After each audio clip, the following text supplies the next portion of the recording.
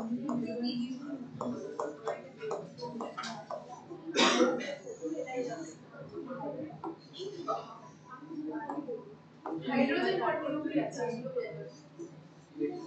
Ionic compound consist of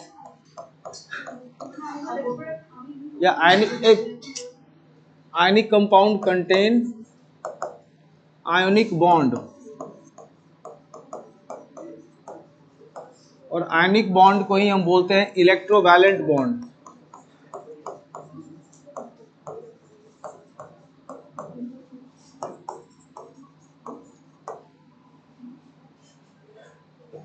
इसका मतलब है आयनिक कंपाउंड के अंदर बेसिकली क्या होता है, आयंस का फॉर्मेशन होता है। क्योंकि आयंस के बीच में बॉन्ड की बात हो रही है, इसका मतलब क्या हो गया कि इन आयनिक कंपाउंड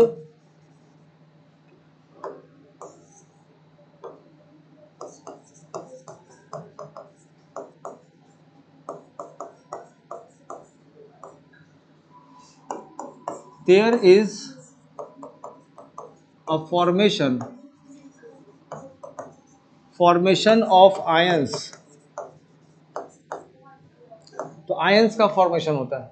जब हम आयंस की बात करते हैं तो हम जानते हैं दो टाइप के आयंस होते हैं। एक होता है पॉजिटिव आयन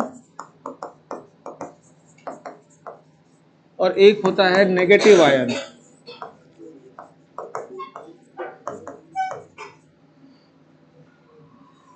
तो पॉजिटिव आयन बनाने की टेंडेंसी सबसे अच्छी किसकी होगी? अगर ये मेरा ये हाँ तो मेटल्स की होगी। तो अगर ये बोर्ड मान लो पीरियोडिक टेबल है, तो जिस तरफ हम खड़े हैं वो हो गया अल्कली मेटल्स, वो उस तरफ हो गया फ्लोरीन।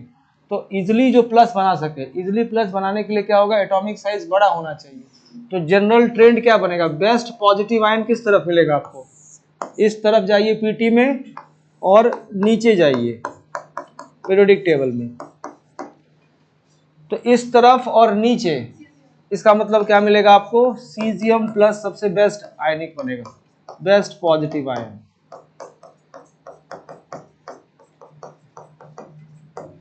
अगर हम इस तरफ चलते हैं तो नेगेटिव के लिए इस तरफ जाना है और ऊपर की तरफ जाना है इन द पीरियोडिक टेबल। तो हमको मिलेगा F पर माइनस। इसका मतलब है कि इन दोनों के कॉम्बिनेशन से जो कंपाउंड्स बनेगा, तो caesium fluoride it's a best ionic compound. मतलब बेस्ट आयनिक कंपाउंड कहने का मतलब है इसमें आयनिक कैरेक्टर बहुत ही ज्यादा होगा, वेरी हाई आयनिक कैरेक्टर।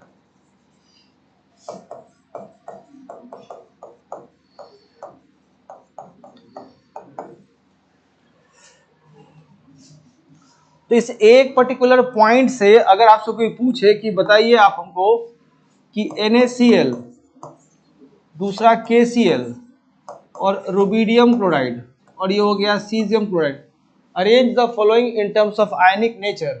तो साफ समझ में आ रहा है कि जितना हम नीचे की तरफ जाएंगे आयनिक नेचर बढ़ेगा। ये हो गया आयनिक नेचर का ऑर्डर। क्लियर, समझ में आ गया? या अगर मैं सोडियम पे लॉक कर देता हूं, NaF, NaCl, NaBr और Na, इनमें सबसे अच्छा आयनिक कंपाउंड कौन होगा? तो यहाँ पे फ्लोरीन, क्लोरीन, ब्रोमीन, आयोडीन। अभी आप ऊपर जाना है, इसका मतलब है कि ये नेचर होगा आयनिक नेचर का, आयनिक नेचर।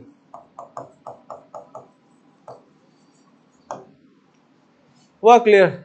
अगर हम यहाँ पर NaCl और लिखते हैं MgCl2 और यहाँ लिखते हैं AlCl3, तो इस चीज में सिर्फ सोडियम, मैग्नीशियम और एल्युमिनियम का फर्क है। तो आप कह रहे हो कि तो सोडियम इस तरफ है, यहाँ पे मैग्नीशियम, यहाँ पे एल्युमिनियम, तो इस तरफ जाने से आयनिक नेचर बढ़ता है।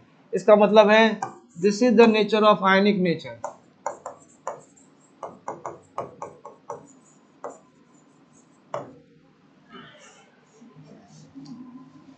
ये पॉइंट समझ में आ गया यहाँ से? अब मैंने एक पॉइंट आपको बोला था कि आयनिक नेचर के अंदर भी क्या होता है, थोड़ा बहुत क्या डेवलप होने लगता है, कोवैलेंट नेचर। तो अभी दो वर्ड मैंने, एक वर्ड पहले डिस्कस कर दिया, कोवैलेंट मॉलिक्यूल के अंदर डेवलप क्या हो रहा है, ionic nature, due to electronegativity difference. अब मैं उल्टा बोल रहा हूं, आयनिक कंपाउंड के अंदर अब क्या डेवलप हो रहा है, covalent nature. Now in ionic compound, in some ionic compound,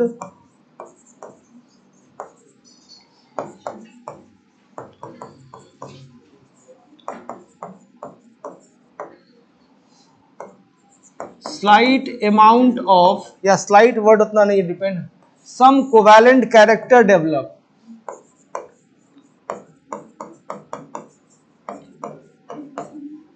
Covalent character develop,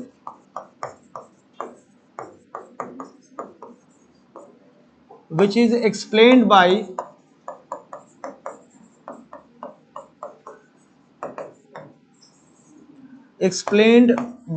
Fajans rule.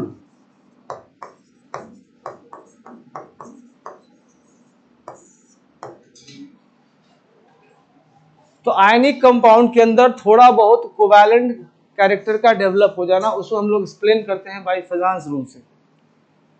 According to this particular rules दो टाइप के वर्ड्स आएंगे, एक वर्ड होगा पोलराइजिंग पावर, एक होगा polarizability.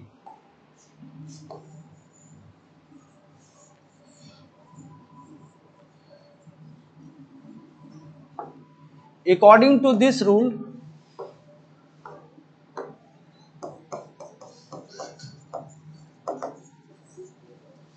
according to Fajans rule, in positive charge,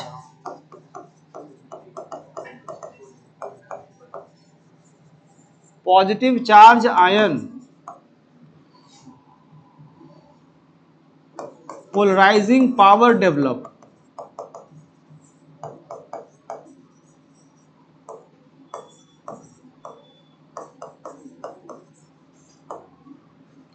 In a negative charge,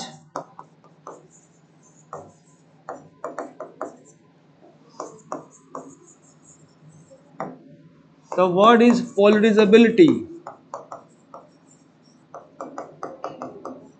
develop यहां पर. तो पॉजिटिव चार्ज के लिए वर्ड होगा पोलराइजिंग पावर और नेगेटिव चार्ज के लिए वर्ड होगा polarizability. Next heading is polarising power.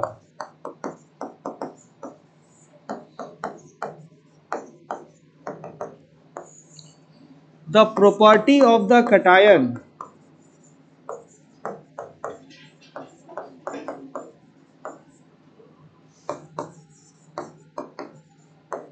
to distort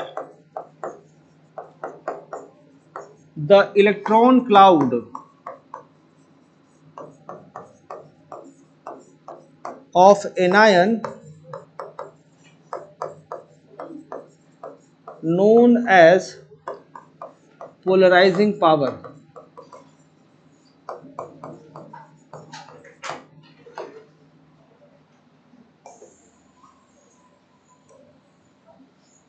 And the second word is polarizability.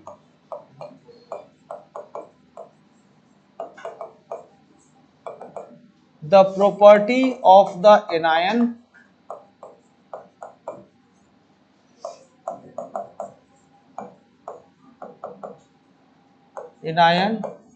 to get distorted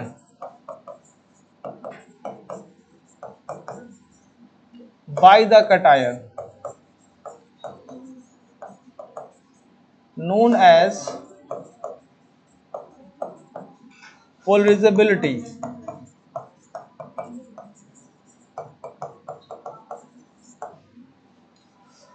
तो पोलराइजिंग पावर में अगर देखो, पोलराइजिंग पावर और पोलराइजेशन होता क्या है. पोलराइजिंग पावर और पोलराइजेबिलिटी से आयनिक कंपाउंड के अंदर कोवैलेंट कैरेक्टर डेवलप होता है. तो जितना ज्यादा पोलराइजिंग पावर होगा, तो अगला पॉइंट क्या लिखेंगे, polarizing power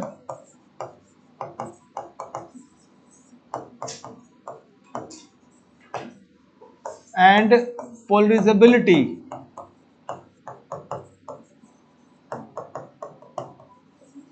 increases the covalent character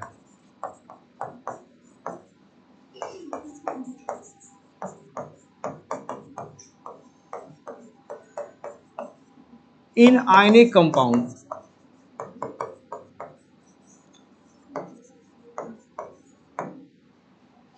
तो तो इसका मतलब ये हो गया कि पोलराइजिंग पावर और पोलराइजेबिलिटी से बेसिकली क्या है कि कोवैलेंट कैरेक्टर बढ़ता है।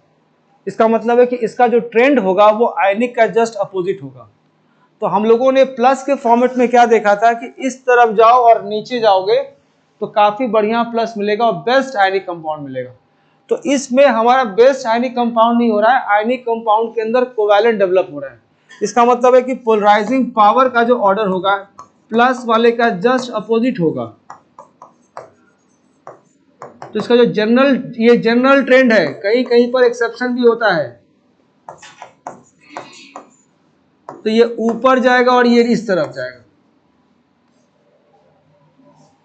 इसका मतलब है कि Li प्लस, Na प्लस और K प्लस, इनमें सबसे ज्यादा पोलराइजिंग पावर किसका है? इसका P.P लिख रहे हैं। कोई बोलेगा Na प्लस और Mg पे 2 प्लस और Al पे 3 प्लस, यहाँ पे इसका होगा सबसे ज्यादा पोलराइजिंग पावर।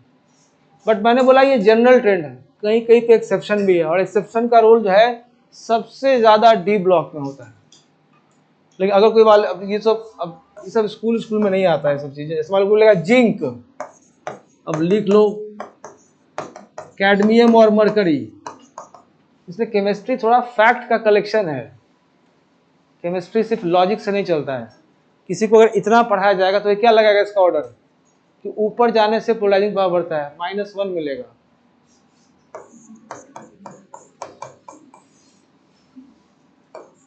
बट ऐसे एग्जाम्पल्स आपसे नहीं पूछे जाएंगे, इसलिए कहते हैं क्लास को थोड़ा कंस्ट्रक्टिव रखिए। ज़्यादा हल्ला मचाएंगे तो नहीं पढ़ाएंगे, छोड़ देंगे। क्योंकि आप क्यों छोड़ देंगे? क्योंकि सामने वाला इसको लेके इंटरेस्टेड ही नहीं है, तो क्यों अपना हाथ दर्द किया जाए, कम ही लिखा जाए। तो केमिस्ट्री के साथ थोड़ा दिक्कत है, इसलिए बाबा आपको समझाते हैं क्लास को थोड़ा कंस्ट्रक्टिव रखिए। बट ये स्कूल में आपके नहीं आएगा, यही आपको दिमाग में रखना है कि ऊपर जाने पे पोलराइजिंग पावर जो है वो बढ़ता है इन the case of positive charge. Just आपको सिर्फ ये ध्यान रखना है। ये देखिए सीजियम क्लोराइड अभी बनाते हैं, इसको मिटाएं। तो उसका कोई एक्सप्लेनेशन है वो जो लिखवाया? तुम सही में 10th वाले बैच में चले जाओ। तुम जरा जंपिंग हो गया, तुम जंप करता है। अभी खत्म हो गया मेरा पोलराइजिंग पावर, तो अभी रुको ना, अभी तो ऑर्डर ही सिखा रहे हैं। Now go for polarizability.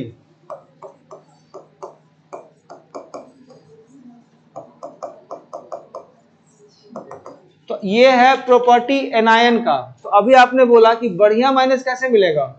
इस तरफ और ऊपर। तो जो इस तरफ जा रहे हैं वो उल्टा चल जाइए इस तरफ, और जो ऊपर गए तो कहां जाना है?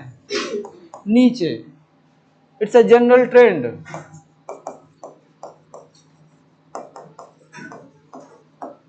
इसका मतलब है कि अगर पोलराइजेबिलिटी की बात करें तो सबसे बेकार कौन होगा? F minus, Cl minus, Br minus और I माइनस। सबसे अच्छा होगा I माइनस। हुआ क्लियर? पॉइंट समझ में आ रहा है? कैसे सोच रहा है?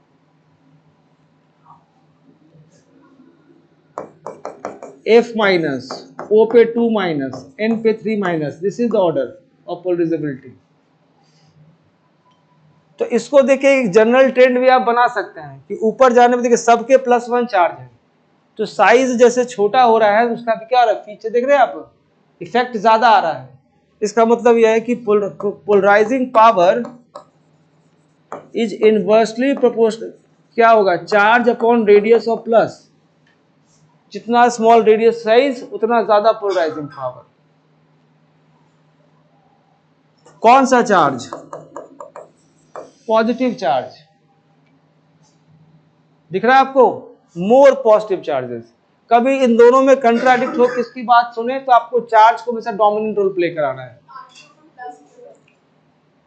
तो क्या रहेगा? The word is polarising power. तो polarising power the property of cation, तो R पे प्लस, तो कटायन का रेडियस। जैसे इनमें सबका +1 चार्ज है तो ये वाला फैक्टर किसी काम का नहीं। रेडियस कैसे बढ़ता है? नीचे R प्लस, तो ये इनवर्स का रिलेशन है। तो अगर नीचे रेडियस बढ़ेगा तो ये ऊपर जाएगा। इसको देख के क्या लगता है, which is dominant factor? Charge. It's a +1 +2 +3, more charge more polarizing power. हुआ क्लियर यहां पर? इसको देख के क्या लगता है, जितना ज्यादा नेगेटिव चार्ज उतना ही ज्यादा क्या, पोलराइजेबिलिटी।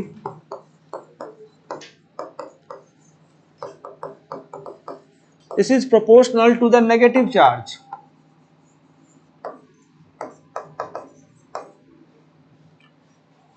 लेकिन यहां पर रेडियस के ये डायरेक्टली प्रोपोर्शनल होगा, क्योंकि F minus Cl minus Br minus I minus, which has better radius? I minus, और उसका पोलराइजेबिलिटी भी क्या है, ज्यादा है। तो इस केस में क्या होगा, प्रोपोर्शनल टू R माइनस, यहां पर नॉट इनवर्सली, तो उल्टा हो जाएगा फिर।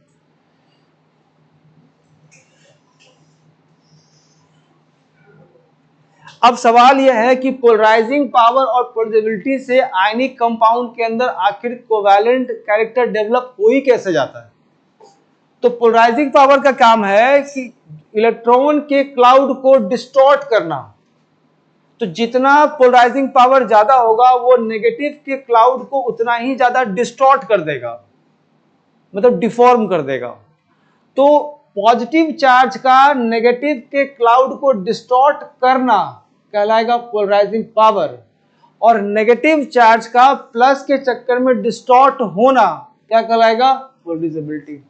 तो अगर न्यूक्लियस के चारों ओर बहुत ज्यादा इलेक्ट्रॉन का क्लाउड अगर है तो ऑब्वियस सी बात है न्यूक्लियस का कंट्रोल सारे इलेक्ट्रॉन क्लाउड पे नहीं होगा, और इसी का फायदा कौन उठाएगा, पॉजिटिव चार्ज। और ये पॉजिटिव चार्ज क्या करेगा, जो कि बहुत bigger size of electron cloud अगर रहता है तो वैसे केसेस में जो पॉजिटिव चार्ज है अगर उसकी चार्ज डेंसिटी ज्यादा है तो वो क्या करेगा, वो क्लाउड को अपनी ओर खींचेगा, और जब क्लाउड को खींचेगा तो जो उसका स्फेरिकल डिस्ट्रीब्यूशन है वो क्या हो जाएगा, डिस्टर्ब हो जाएगा, और वो स्फेरिकल से डिस्टॉर्टेड फॉर्म में आएगा, और जैसे ही डिस्टॉर्टेड फॉर्म में आएगा उसमें डेवलप होगा कोवैलेंट कैरेक्टर। क्योंकि कोवैलेंट कैरेक्टर का मतलब होता है कि इलेक्ट्रॉन को शेयरिंग में लेकर के आओ, बीच में। ऐसा नहीं कि तुम अपने इलेक्ट्रॉन को यूज करो हम अपने इलेक्ट्रॉन को यूज करो, बिल्कुल नहीं। कोवैलेंट नेचर का मतलब होता है एक ऐसे इलेक्ट्रॉन के क्लाउड जिसको हम दोनों यूज करेंगे। तो अगर हम सबसे बेस्ट आपको जो लग रहा होगा इसमें बहुत जबरदस्त तरीके से कोवैलेंट कैरेक्टर हो इन the case of alkali metal, तो किसको चूज करेंगे आप, लिथियम। और इन the case of halogens I minus, इसका मतलब है लिथियम आयोडाइड में very high covalent character, lithium iodide significant amount of covalent character.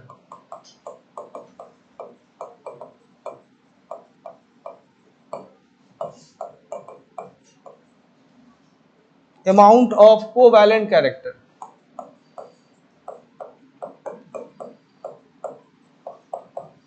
तो अगर मैं Li प्लस और ये है आपका I माइनस, तो Li प्लस का साइज बहुत छोटा होता है, तो मैं तो पहले ये से बना रहा हूं, ये हमारा Li प्लस है, this is called the Li plus. और I माइनस का क्लाउड देखो मैं थोड़ा बिगर बना रहा हूं, ये देखो और ज्यादा बड़ा बनेगा, ये देखो मैं I का क्लाउड बना रहा हूं, और ये देखो इसका न्यूक्लियस है। तो अगर ये बिल्कुल स्फेरिकल सिमेट्रिकल होगा तो ये होगा 100% आयनिक नेचर का, ऑलमोस्ट 100% बोलना ठीक नहीं है, लेकिन इसके पास हाई चार्ज डेंसिटी होने की वजह से ये क्या करेगा, इसका जो स्फेरिकल अरेंजमेंट है इसको वो डिस्टॉर्ट कर देगा और अपनी ओर खींचेगा, क्योंकि प्लस माइनस को क्या करेगा, अपनी ओर खींचेगा। तो जैसे ही इसको खींचेगा अपनी ओर तो इसके क्लाउड को डिस्टॉर्ट कर देगा, और डिस्टॉर्ट करके इसके क्लाउड कुछ ऐसे लेके आ जाएगा, देख रहे हैं अंतर नहीं दिख रहा आपको। तो जो बिल्कुल पूरे क्लाउड पे कंट्रोल रखे हुए था, इस लिथियम के आने की वजह से इसने क्या किया, क्लाउड को डिस्टॉर्ट कर दिया, और जितना ज्यादा इस पोर्शन पे शेयरिंग करेगा वो उतना ही ये क्या डेवलप करेगा, कोवैलेंट कैरेक्टर। तो अगर इलेक्ट्रॉन मान लो कि क्लाउड कम है, इलेक्ट्रॉन की डेंसिटी कम है, तो ऑब्वियस सी बात है उस पर इफेक्ट भी क्या है, कम पड़ेगा। तो ज्यादा इलेक्ट्रॉन होने से सामने वाले पॉजिटिव चार्ज के लिए इलेक्ट्रॉन को खींचना आसान हो जाता है। तो ज्यादा इलेक्ट्रॉन का होना या फिर बिग एटॉमिक साइज का होना। क्योंकि बिगर एटॉमिक साइज पर छोटा सा न्यूक्लियस इतने बड़े क्लाउड पे कंट्रोल एस्टैब्लिश नहीं कर पाएगा, और इसी का फायदा उठाएगा लिथियम, और क्या करेगा, क्लाउड को अपनी ओर खींचेगा। जैसे ही अपनी ओर खींचेगा तो इस यूनिफॉर्म डिस्ट्रीब्यूशन को कर देगा नॉन यूनिफॉर्म, और इसको बीच में लेके आएगा। और जैसे ये बीच में आएगा, ये कहाँ जा रहा है, ये शेयरिंग में जा रहा है, और जैसे ये शेयरिंग में आएगा क्या डेवलप होगा, कोवैलेंट कैरेक्टर। ये कंसेप्ट है। थोड़ा डाउट हुआ क्लियर कि कैसे डेवलप हो जाता है? इस डिस्टॉर्शन की वजह से ही डेवलप होता है। जितना ज्यादा डिस्टॉर्शन उतना ही ज्यादा कोवैलेंट कैरेक्टर। तो जितना बिगर साइज होगा तो इस पर कंट्रोल कम होगा इसका, और जितना ये छोटा होगा उतना ही ये ज्यादा खींचेगा, because small size has a high charge density and the charge density directly proportional to charge upon radius of cation. तो smaller size of cation has very high charge density, so more attraction, और जितना ज्यादा attraction उतना ज्यादा distortion इसके अंदर आएगा। हुआ क्लियर? तो इसको डिस्टॉर्ट करना क्या कहलाएगा, पोलराइजिंग पावर, और इसका डिस्टॉर्ट होना क्या कहलाएगा, पोलराइजेबिलिटी। हुआ पॉइंट समझ में आ गया? तो तुम सब रुकते ही नहीं हो, सीधे जंप कर जाते हो।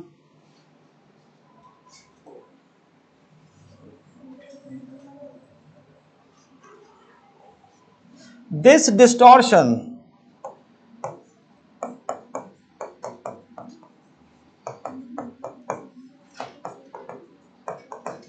in the electron cloud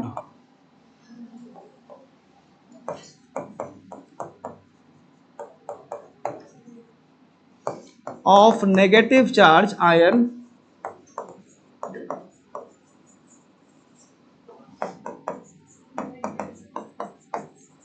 increase the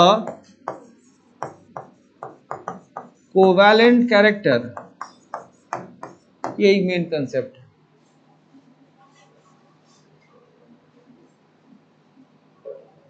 चलिए ये नोट कर लिया होगा आपने, हटा दे इसको।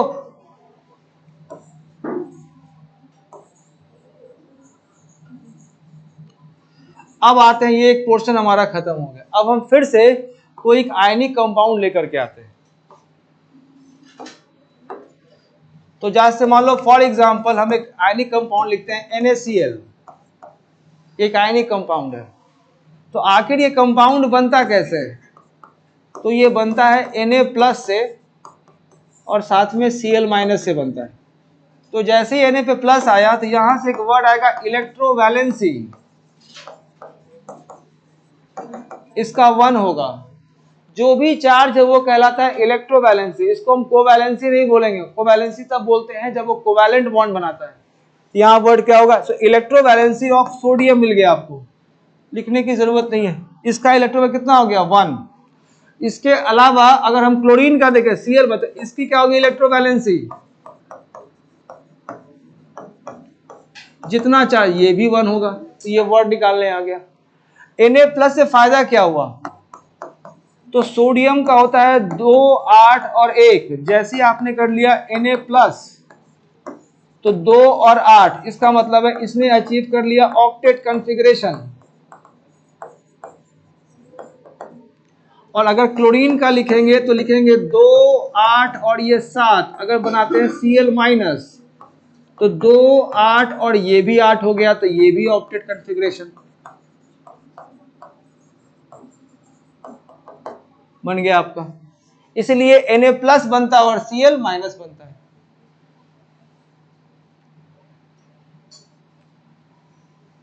तो सोडियम को सोडियम प्लस बनने में कौन सा टर्म आया, सोडियम को आपने किस में कन्वर्ट कर दिया, Na+ में। तो इसको बोलते हैं आयोनाइजेशन एंथैल्पी। और जब आता है आयोनाइजेशन एंथैल्पी तो ये वर्ड क्या होगा, गैसियस, और ये भी क्या होगा, गैसियस। और ये हो गया आपका एक इलेक्ट्रॉन जो रिमूव हो गया। तो इसके लिए जो टर्म डिफाइंड है वो क्या डिफाइंड है, आयोनाइजेशन एनर्जी। तो जितना आसानी से प्लस बनेगा उतना ही अच्छा है। इसका मतलब है कि the value of ionization energy क्या होना चाहिए, कम या ज्यादा, कम होना चाहिए। जितना कम डिमांड होगा, कम एनर्जी में अगर आयन बन जाए तो अच्छी बात है ना। तो अगर मेरा फेवर है कि भाई हमको प्लस बनाना है तो हमें एनर्जी दे करके इलेक्ट्रॉन को निकालना पड़ेगा। तो ऐसे केस में कम एनर्जी पे अगर मेरा काम चल जाए तो बहुत अच्छी बात है। इसका मतलब है favourable condition for the formation of ionic compound.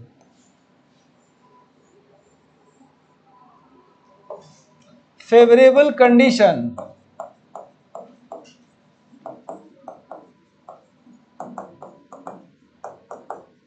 For the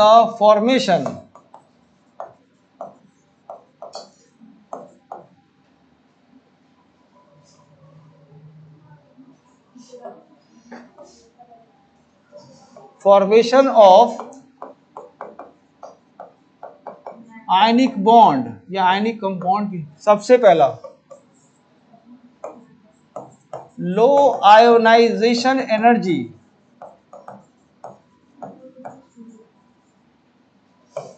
of atom which form positive charge. तो जितना ये कम होगा उतना अच्छी बात है। इस केस में क्लोरीन ने एक इलेक्ट्रॉन गेन किया है, तो क्लोरीन आपका गैसियस फॉर्म में एक इलेक्ट्रॉन गेन करके बनाया Cl माइनस गैसियस, इसको बोलते हैं इलेक्ट्रॉन गेन एंथैल्पी। तो इसके हिसाब से आएगा ये electron gain enthalpy of Cl in terms of gas. तो जितना ज्यादा, क्योंकि इसको अल्टीमेटली माइनस बनाएगा नहीं तो तब तक तो जुड़ेगा नहीं आपस में। इसका मतलब है ये चाहेगा कि जितना जल्दी माइनस बनाए। इसका मतलब है आने वाले इलेक्ट्रॉन को लेकर के बहुत ही ज्यादा अट्रैक्शन शो करना चाहिए, और जितना ज्यादा अट्रैक्शन शो करेगा प्रोसेस उतना ही ज्यादा क्या होगा, एक्सोथर्मिक। इसका मतलब है इलेक्ट्रॉन गेन एंथैल्पी की वैल्यू मोर एंड मोर क्या होनी चाहिए, नेगेटिव होनी चाहिए। More negative value of electron gain enthalpy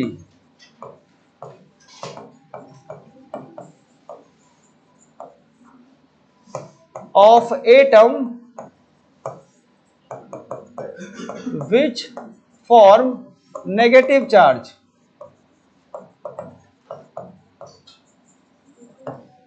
These are the favorable condition। तो अल्टीमेटली सोडियम आपका Na प्लस गैसियस में बन चुका है और Cl एक इलेक्ट्रॉन गेन करके Cl माइनस में कन्वर्ट हो चुका है। अब हमारा तीसरा टर्म है कि अब ये प्लस माइनस काफी दूर दूर है, अब ये पास आएंगे, और जब ये पास आएंगे तो प्लस माइनस में क्या होगा, अट्रैक्शन, और इस अट्रैक्शन के प्रोसेस से भी क्या होगा, एनर्जी रिलीज होगा। इसको बोलते हैं लैटिस एनर्जी।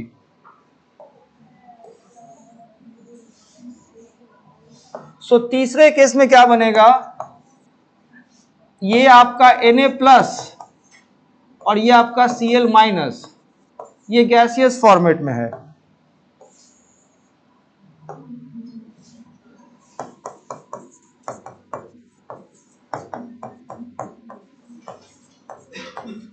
और जब ये दोनों पास में आएगा तो बनेगा NaCl सॉलिड।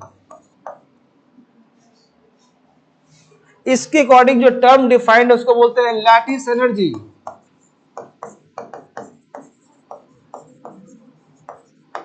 तो इन दोनों में क्या लग रहा है, अट्रैक्शन की रिपल्सन, अट्रैक्शन। इसका मतलब प्रोसेस क्या होगा, एक्सोथर्मिक।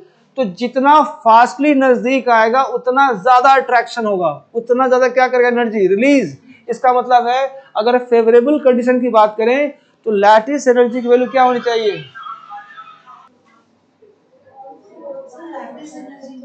बस उसी पे आ रहे हैं।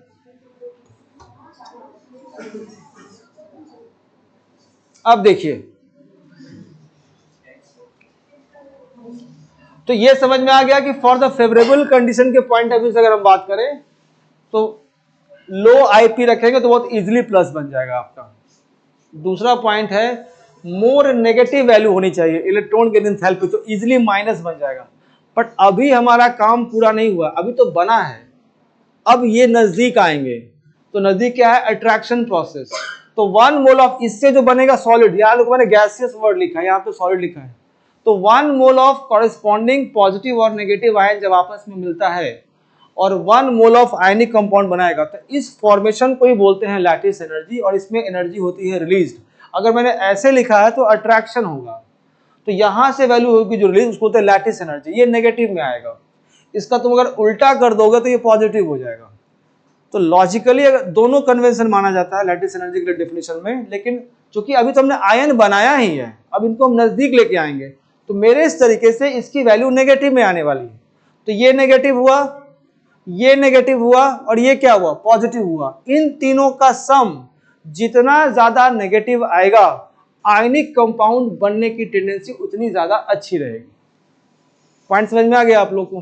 देखिए अगर मान लीजिए ये वैल्यू, मान लीजिए देखिए ये वैल्यू पॉजिटिव होगा, ये वैल्यू क्या होगा, नेगेटिव होगा। लेकिन अगर इन दोनों का सम निकालेंगे ना, इन द केस ऑफ सोडियम और क्लोरीन, तो ये नेट सम इसका पॉजिटिव आता है। तो अगर इन दोनों का नेट सम पॉजिटिव आ गया तो कंपाउंड को तो नहीं बनना चाहिए, बट कंपाउंड तो बनता है। तब लोगों ने कॉन्सेप्ट इंट्रोड्यूस किया लैटिस एनर्जी का। अभी बना कहां है, अभी तो हमने सिर्फ प्लस माइनस बनाया है। अब जब ये नजदीक आएंगे तो इस तीसरे टर्म को भी काउंट करना पड़ेगा। तो लैटिस एनर्जी का पहला पॉइंट है, it is defined only for the ionic compound. एक नंबर, ये कोवैलेंट मॉलिक्यूल के लिए डिफाइंड नहीं है। तो लिखते हैं सारा पॉइंट यहां पर, फिर समझ में आते हैं। हटाए इसको, ये वाला हो गया आप लोग का, पहले लिख लेते हैं। सो लैटिस एनर्जी यहां पर,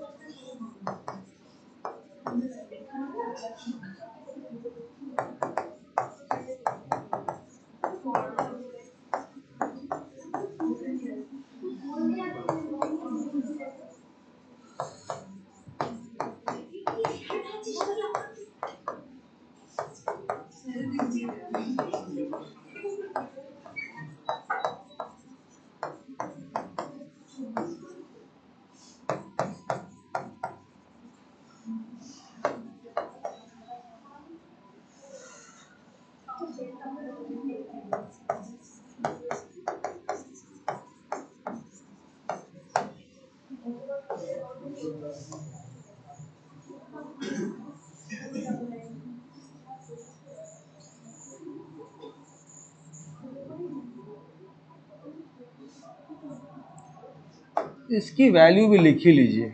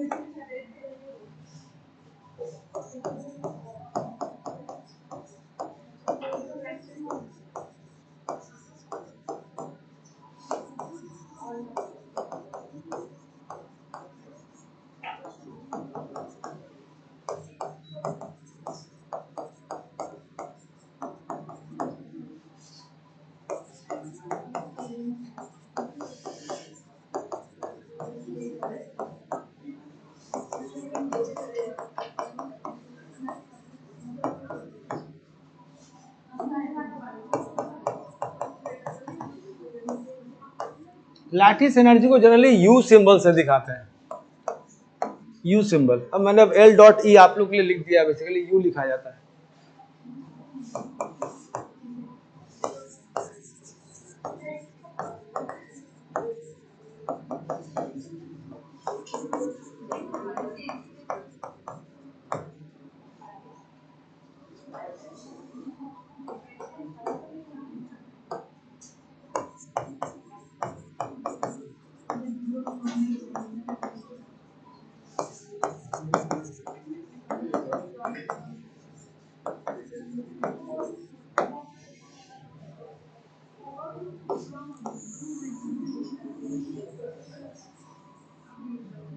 ये लिखा आपने ये वैल्यू, अब देखिए ये 495 के आसपास है, और ये कितना है -348।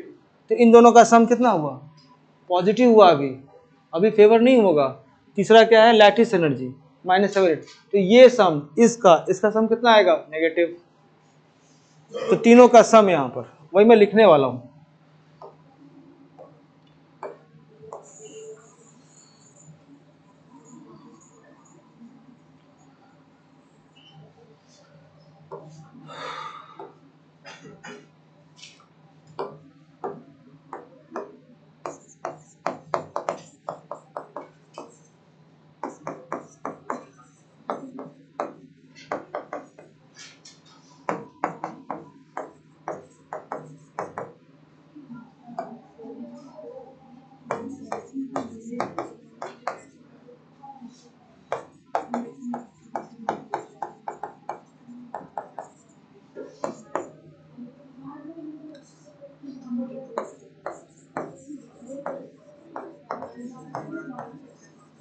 ये देखिए, so the net sum in the case of NaCl आपको नेगेटिव मिला। इसका क्या पॉइंट है कि जितना ज्यादा नेट सम आपको नेगेटिव मिलेगा उतना ही जो है वो फेवर करेगा क्या, आयनिक कंपाउंड का फॉर्मेशन।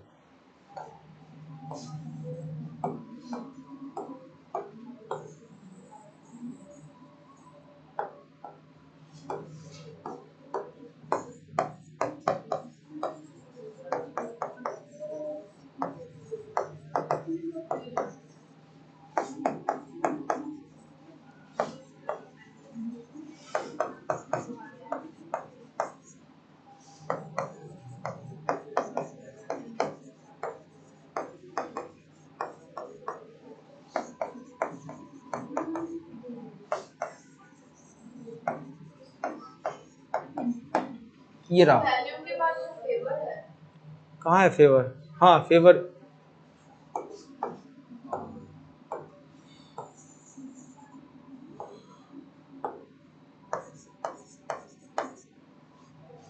तो एक एग्जांपल से आपको पूरा समझा दिया। अब थोड़ा सा और पॉइंट आपको लिखाते हैं कि लैटिस एनर्जी एक्चुअली में होता क्या है।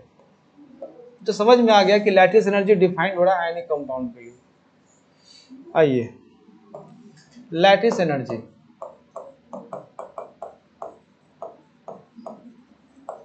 इसको यू से दिखाते हैं।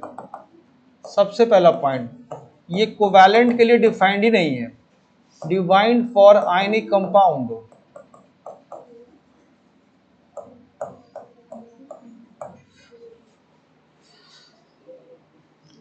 Next point, the lattice energy is directly proportional to Q1 into Q2 by R plus और R minus इंटर आयनिक डिस्टेंस का सम, जिसे प्रोपोर्शनैलिटी।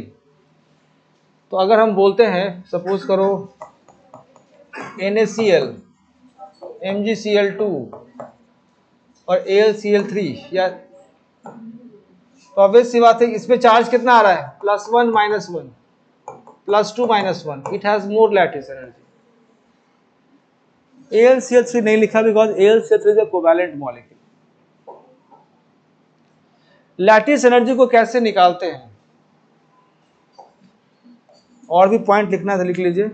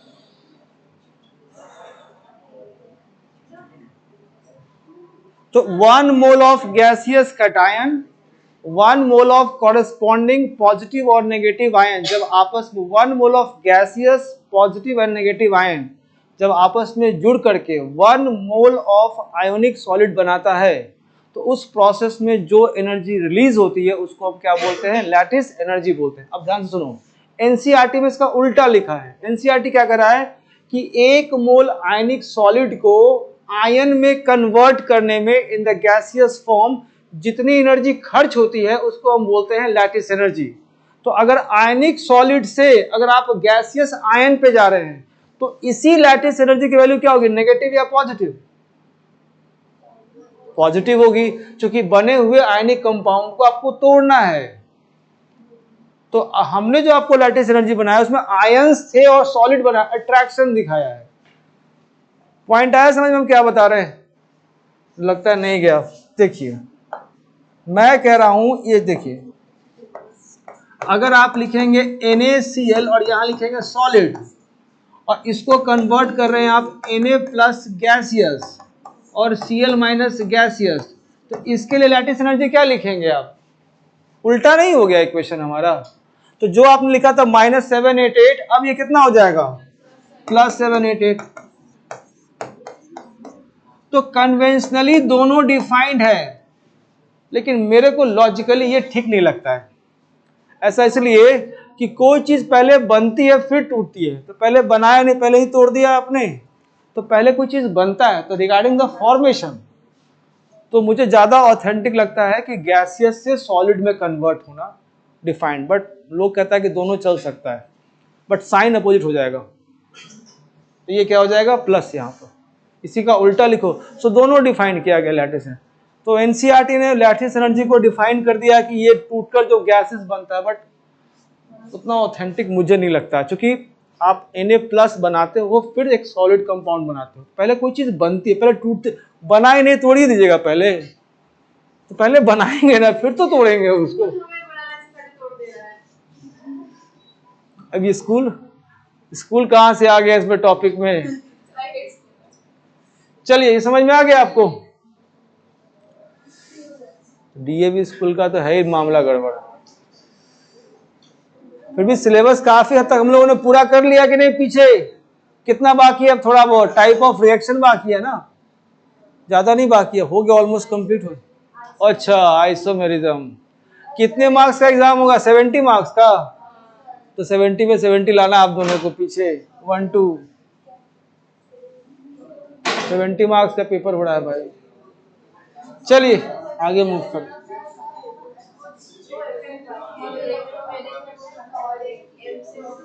सब पढ़ाएंगे, काहे टेंशन ले रहे हैं? सब पढ़ाएंगे, तुरंत खत्म हो जाएगा इलेक्ट्रोमेरिक इफेक्ट। हटाएं इसको।